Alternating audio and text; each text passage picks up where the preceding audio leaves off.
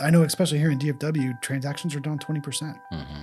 And the really interesting stats to me is that new construction, new listings, they're up like 17% year over year, while resales down 12%. Yeah. So new construction is pouring houses onto the market while people are just staying home. They're not putting theirs on the market as well. Yeah, and that's fascinating too. Welcome to episode 21 of the How to Real Estate Podcast. We are your hosts, Jeremy Smith and myself, Kyle Lindsay. If you haven't heard, interest rates have been going nuts for the last year, and they have finally gone over 8%. Ouch. Jeremy, what is this doing to buyers in the market right now? Man, it is it's keeping them at home, man. It's keeping them from doing stuff. Keeping them in their apartments. Yeah. Keeping them in their apartments, keeping them in their rentals, keeping them in the home that's too small for them or the home that's just too big for them. Right. Man, it's just really killing folks. And we know some people just, those rates have just financially made it impossible for them to make a move. Other groups, they can still do it, but they just have been so used to the 2 and 3% interest rates that they're like, no. Yeah. Like, why would I do that? Why would I go with the 8.03% on a conventional is what the rates are today? Right.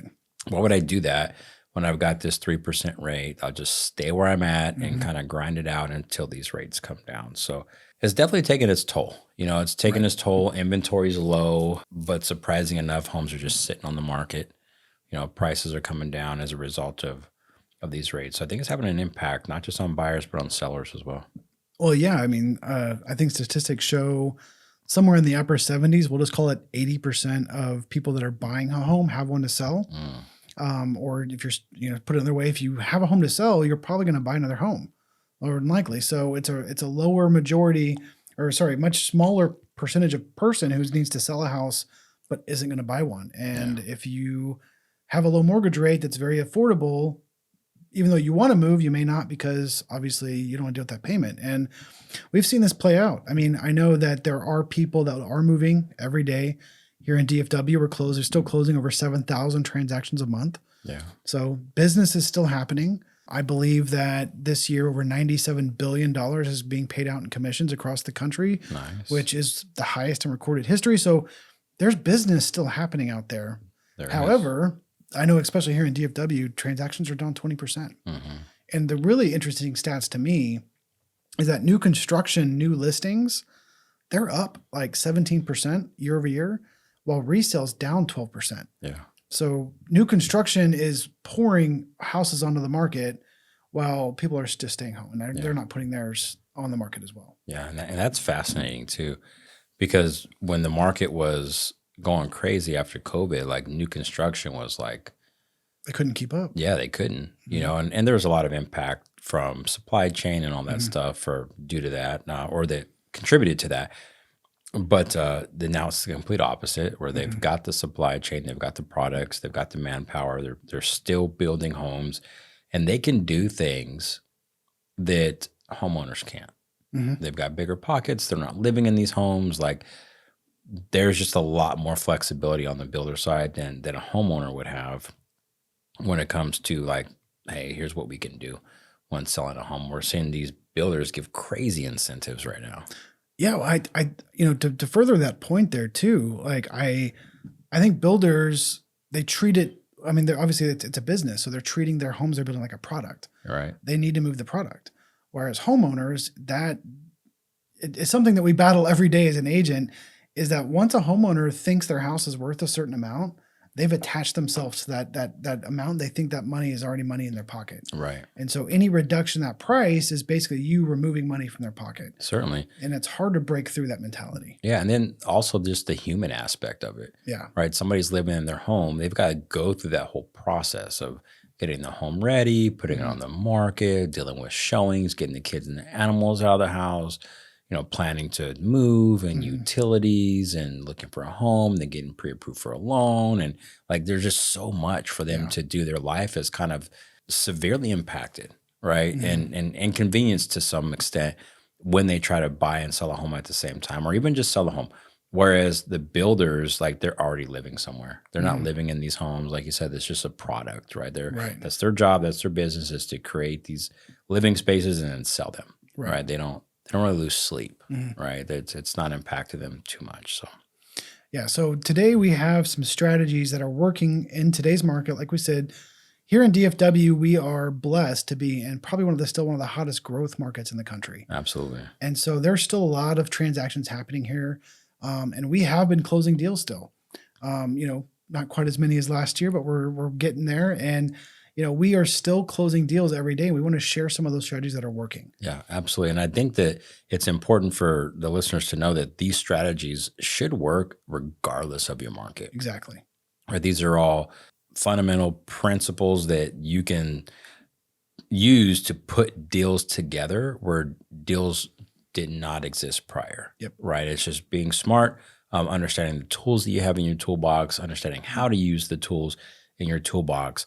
And my favorite thing to do is the first step is educating. Yes. Right. So educating ourselves so that we can go forth and educate our clients on these different tools. What does this mean? How does it work for you? What's the benefit to you? And just really making them comfortable, because a lot of these things we're going to talk about, regular homeowners and potential buyers, they don't know about this stuff. Yeah. So it's an important concept to really understand, because you need to be really good at explaining these things, because people won't always tell you when they don't understand. Right. They won't. And so be sure not only do you understand how this works, but get really good at asking clarifying questions. Certainly. So you can really reiterate and make sure they did catch on to what you're throwing down, because these are not the easiest concepts. And honestly, I wish we didn't have to use them, but it's just the reality of today's market. Yeah, I'm just grateful we have them. Yes. Grateful we have them, and grateful for the opportunity to learn them even more. Now, if you guys have not already subscribed to the channel, please do so. Follow us on the socials. We're on all of them. Follow us here on iTunes if that's what where you're listening, or Spotify. We're also on YouTube. If you're not watching the video there, go there, follow us there, give us a like, share us with your friends. By now, you know that we know what we're talking about. We're going to give you some good stuff. And our goal is just to keep you informed. Yeah. Keep you informed. A lot of agents we're talking to nowadays, they're lacking the training, they're lacking the support, and they're going to, local folks that mean well, but aren't necessarily giving them what they need. And so that's what we're here to do. Bridge the gap, give you what you need. Go ahead and subscribe and learn. So we talked a little bit about education, and now we've got about 5 or 6 things that we're going to go into on what can be done, tools that you can use to help your clients get deals. So first one, closing cost assistance. What are your thoughts? This is obviously probably the crux of all of this, because closing cost assistance is really, it's money being given from the seller to the buyer. And this is probably the easiest and my first go-to for anything, because some of these other strategies we're going to talk about they hinge on whether or not the seller has given closing cost assistance for whatever these issues that we're going to talk about. But directly just, skipping over the rate buy downs for now, we'll get to those here in a second, but just lowering the cash it takes your buyer to close is huge. Yes. Because especially for your buyers that don't have a ton of money and they need help getting into the house, this is where they can get tremendous assistance from the seller. And this is also going back to you as the agent, really understanding your buyer situation. Where do they need the most help? Is it with the mortgage payment down the road, or is it right here up front because they have limited cash right now? Right. We just closed a VA buyer that got all of his earnest money back. And I love that, because he really truly had a zero down experience. Yeah, that's awesome. Right. No closing costs, no down payment, 100% of his earnest money back. So yeah, I think that's a big one. That's kind of a common one. Like, we've always known about that. Right. But I think it's super important to dig into, because it can also be used in combination with other things. Right. As you get closing cost assistance, you can use some of these other things we're going to mention. But that's a big one. And I love that you threw in there understanding your client situation. Yeah. Right. We just negotiated a repair on a property where the buyer is a cash buyer. Closing cost assistance will do nothing for the cash buyer. Correct. Right. So we're doing a price reduction. Right. That's what makes most sense. So you got to understand the whole situation. Yeah. All right. So next we have new construction. So new construction is probably the easiest one to get new buyers into right now.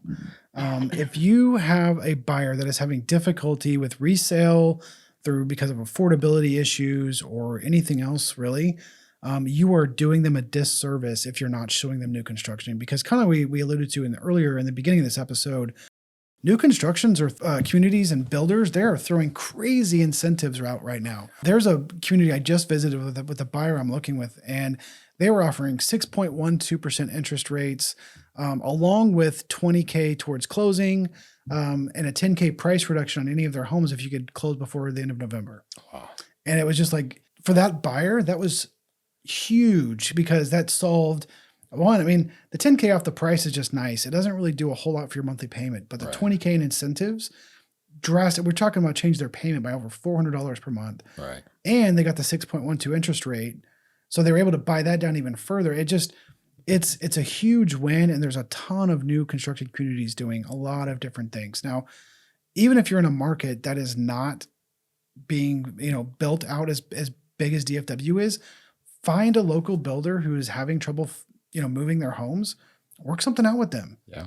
I mean, most sellers right now, especially builders who have inventory just sitting, they will make deals. Absolutely. And you got to be creative. Yeah. Like, especially with those smaller builders that aren't necessarily advertising what they're going to do, just be creative. Look, even if you have to look into other markets and say, hey, what are your builders giving you guys over there? Yeah.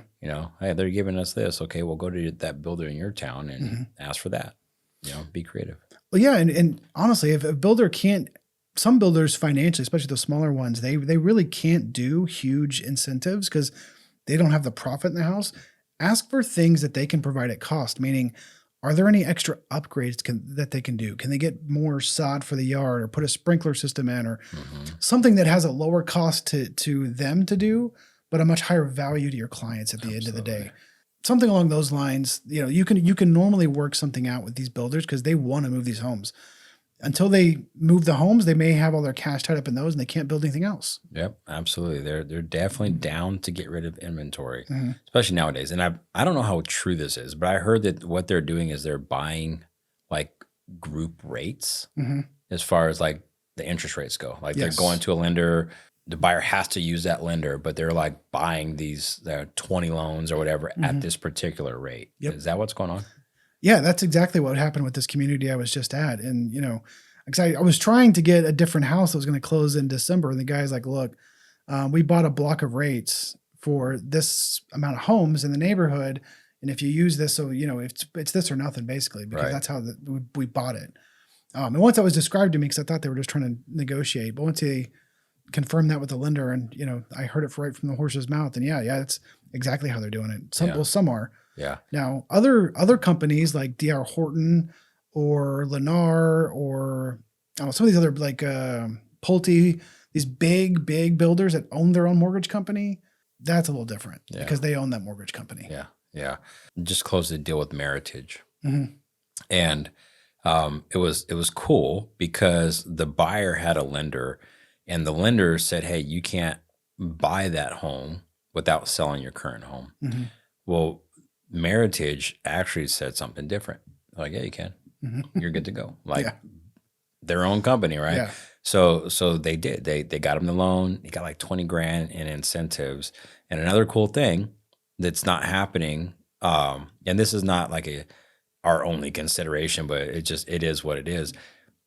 Builders sometimes are offering a higher commission than a homeowner will. Yep. So on this particular property, it was a 5% commission. That didn't suck. That did not suck. Yeah. And the client was super happy. Yeah. He got into his home. His home is under contract, but he's already closed on the new one. He used that company. Man, just had a great experience. So builders, definitely another option. The third one we have is kind of something you've already alluded to, is the rate buy down. So what should people know about the rate buy down? So we're going to talk about this, but I want to take one quick step back. And, if you have a preferred lender and you don't understand rate buy downs, talk to them first before. And honestly, I would probably 3-way call or Zoom meeting them in with you and your buyer so that you have multiple perspectives, and the buyer really understands this. Right. With that being said, a rate buy down is very simply put is you are prepaying interest to a lender for a lower rate.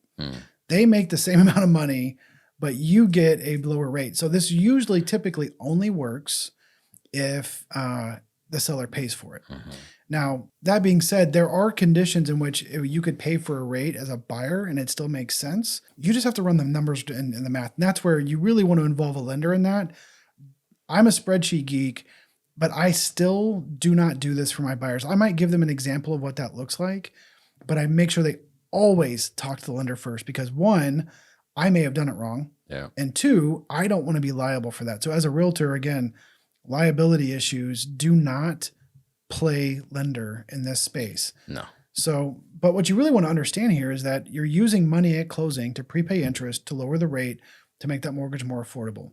For those of you that don't understand, the way this works is that 1 point, so when you hear points on a mortgage, 1 point is 1% of the amount financed. So it's sales price minus down payment is the amount financed. 1% of that is 1 point. 1 point is worth roughly 0.0 or 0.375%. So, each time you use 1 point, you're reducing the rate by 0.375. So if you have a 7% interest rate, you reduce at 1 point, you're at 6.625. Gotcha. And then so on and so on as you get more points. Gotcha. So if that math was confusing, run it back a second, listen to it again, maybe write it down as I talk.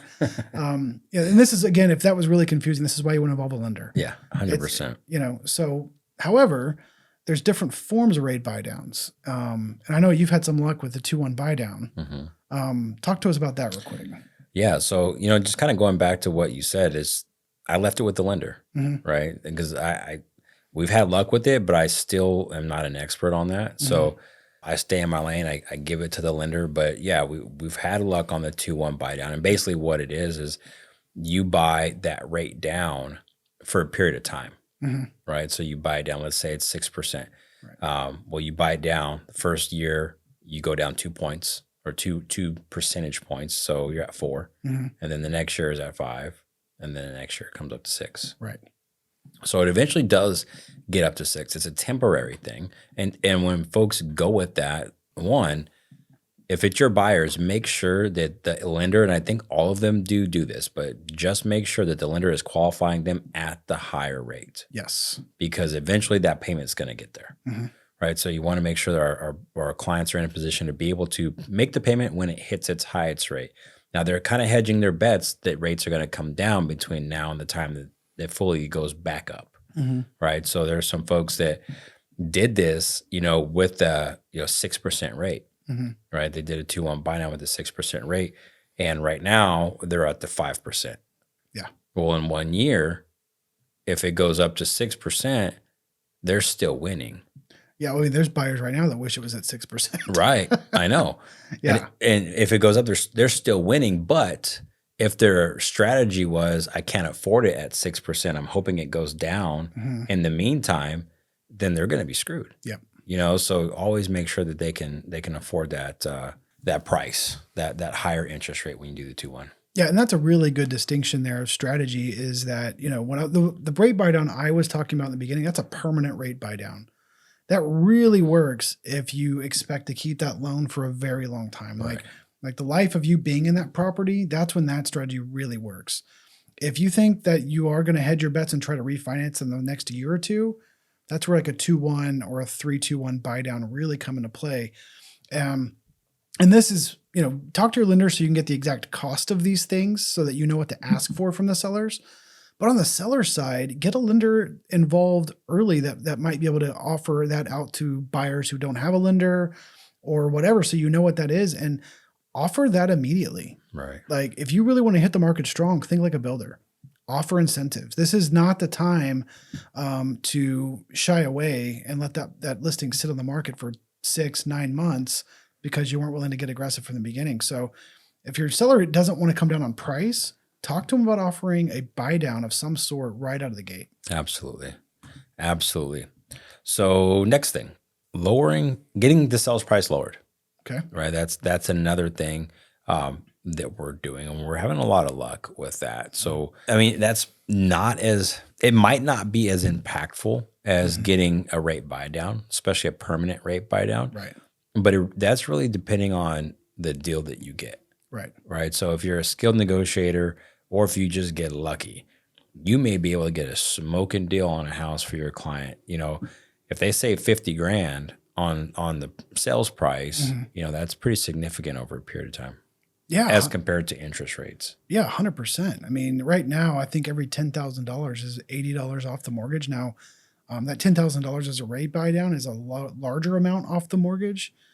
However, you're capped on what a seller can contribute to closing costs. So when we're talking about contributions to closing costs, there's different rates, whether it's FHA or conventional. So right now, the average is right around 6%. But again, talk to a lender about what the max can be contributed, because it's different for FHA, VA, and conventional. But let's say it's a $400,000 house. The max is 6%. That's only $24,000. That's a decent discount. But what if you could get 50? Right. Well, the rest of that comes off the price of the house. Exactly. Yeah, 24 here, 26 there. Exactly. You can get your 50 grand. Yeah. So it does.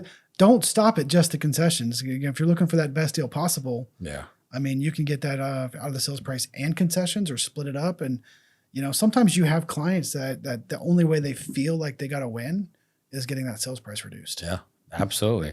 Absolutely. And that requires us as agents being bold enough to go and ask. Yep. Right. I know a lot of times we shy away from it. We don't want to hurt somebody's feelings or make the other agent feel like we don't know what we're doing, or our clients are running us, and we're not, you know, strong enough to stand up to that. And, you know, all that's BS. You know, it's all in the way you present it. I just presented an offer that was $75,000 less than what the homeowner was asking for, but we were able to negotiate a deal, right? It's all in the delivery. Yep. Right. So that's a big one, lowering the sales price. This one is something that I just started getting involved in, and it's seller financing. Seller financing basically is the seller being the bank. Yep. And saying, hey, all right, don't go out there and get a bank. I'll be the bank. I'll loan you the money. I will take the risk of you not paying me and me having to foreclose on you. Right. Now, typically, those situations in the prior market was really suitable for folks that just couldn't qualify. They couldn't qualify for a loan. There's a ton of investors out there that do this, and they'll owner finance, and they'll carry the note, right? And then if they need to foreclose, they'll foreclose. And typically the avatar for that is somebody with bad credit. You know, maybe they fell on hard times or whatever, but they've got a down payment. Right. Right. And so that would be a good candidate for that.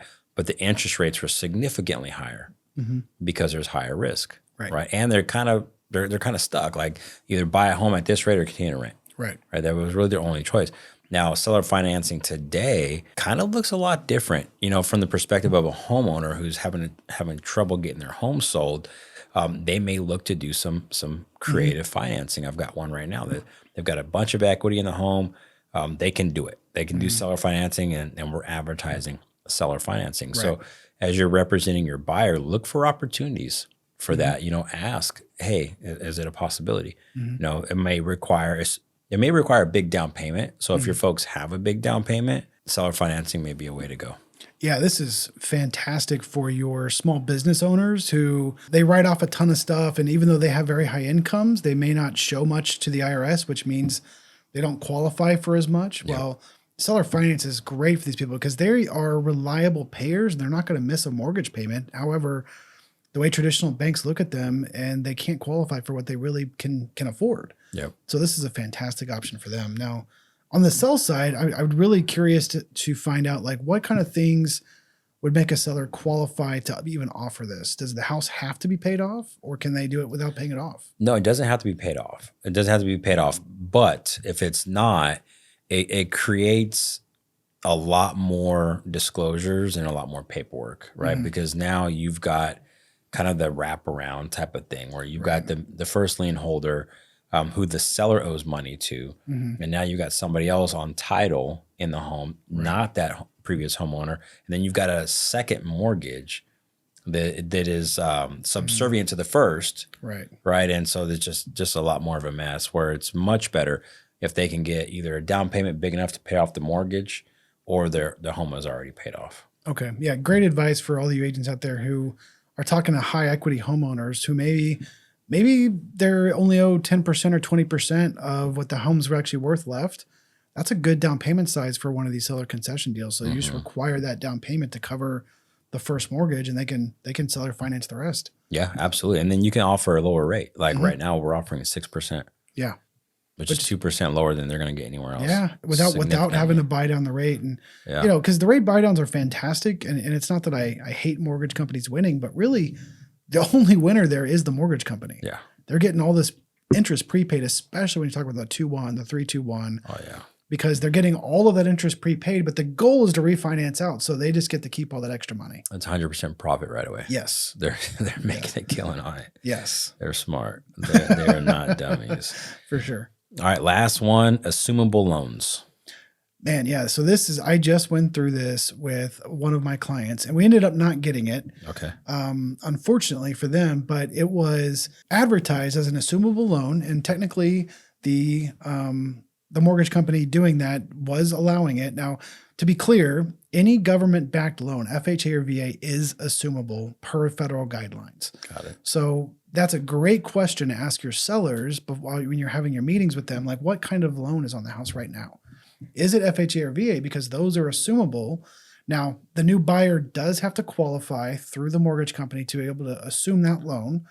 And this is where we ran into issues, is that I have my my buyers that were trying to assume this loan. It was a 2.9% mortgage that would have saved my clients $800 a month versus the current mortgage rate. And the mortgage company, who I won't name, even though I hate right now, they threw up every roadblock they possibly could to prevent my buyers, from assuming this loan, because they want to sell that loan. They want to get their money back, and they want to issue an 8% loan. Yeah. They want more money. Yeah. And so while technically, yes, you could have, your buyers really need to be pretty squeaky clean in my experience, my limited experience so far, to actually assume that loan. They have to fly through the guidelines here, because some mortgage companies they want the 3% loan off their books. Yeah, absolutely. I can see that. Yeah. From a business standpoint, you just running numbers, I can see how that would make the most sense. I've not had any experience with assumable loans, but I know you had. So I think that was a great one for you to talk on.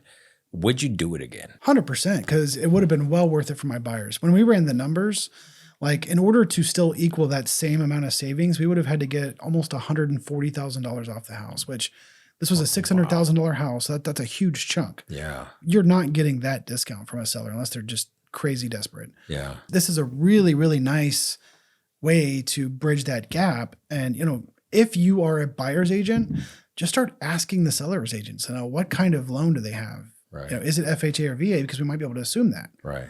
Right. And that works out best for everyone, because once the new buyer assumes the loan, it is off of the seller's credit history. Got it. So there's really no risk to your seller. It's either assumed or it isn't, and then you can move on from there. Right. So if I'm working with buyers right now, we're going to go out and do an assumable loan thing. What advice would you give me to prepare myself and the buyers? So I would tell you, just be prepared for that. It is the same thing as qualifying for a current loan. So get pre-approved just like normal, and be able to provide that letter, because there's a few hoops you have to jump through, and one of them is when you here in Texas, at least, again, other states may differ. When we submit an assumable loan addendum, we have to provide proof of credit worthiness. And there's a bunch of different check marks in there. And so you may be asked to provide credit reports and proof of incomes and all this different stuff to sellers. We opted and told them, well, the sellers didn't ask for any of that, which was nice, because we weren't going to provide that to them, but we did provide our current pre-approval showing that we could afford the house. Gotcha. Because we didn't, my buyers didn't feel comfortable providing that sort of detailed financial information to the sellers who are not mortgage specialists. Right. Yeah, I can see that. So anyway, just know your forms, know what you will have to provide, and then alternatives to that if it comes up. Yeah, assumable loans, I think, are probably one of the most underutilized tools right now. You know, it's something that will help everyone in a transaction because there's no risk to a seller and there's only gain for a buyer. Right. Now the trick is when, and similar to the seller financing, if your seller is in a high equity position, we'll say 40% or more equity, well, there's the difference between the equity that is there plus the assumable loan. Well, that has to be covered by the buyer. So if your buyer doesn't have a huge down payment, you might be in a second lien situation or something like that. And that's where it starts getting more complicated and the deal may fall apart with that high equity situation. Yeah. How long would it typically take? Like if you're going to do the assumable loan thing, how long does it typically take to work with the bank and get an answer? What was your experience like? You know, with them, it was about 3 weeks. Okay. So I think if normal closings are 30 days, you might want to tack 1, maybe 2 more weeks onto that to give enough time for a brand new bank to run your buyers through. Gotcha. Because normally that's a 2 to 3 week process once you're under contract, but that's when that obviously you're already pre-approved and the bank already has all that information. So starting from scratch, I would give probably 28 days for the financing period and maybe another 2 weeks to close after that. Got it. Good stuff. Well, guys, that is pretty darn solid list of creative things that you can be doing to help get better deals, even in today's market. But again, it starts with education. Yeah, you have to understand what you're talking about. Yeah, and you have to be able to educate your clients on it so that they can understand as well. Well, and just, I mean, using a football analogy, because, you know, that's all they have right now when the Dallas Cowboys are struggling, is, you know, you have to understand the plays to know which one to run. Yep. If you're the coach calling the plays, how are you going to understand which one benefits your client the most if you don't understand the plays themselves? Absolutely. So reach out, guys, if there's anything we can do to help you understand more, any resources we can give, any past experience we've had, we will share with you. Don't forget to subscribe to the channel, follow us on social media, comment below, like this video, watch the prior videos. If you guys have any interest in what's going on with NAR, the lawsuits with Remax and Anywhere Real Estate. It's such a weird name. I know. If you guys have any interest in that stuff, we have podcasts on that. Go back and watch it. This is the How To Podcast. Again, we are your hosts, Kyle Lindsay, myself, Jeremy Smith. We thank you for watching. We'll see you on the next one. Peace.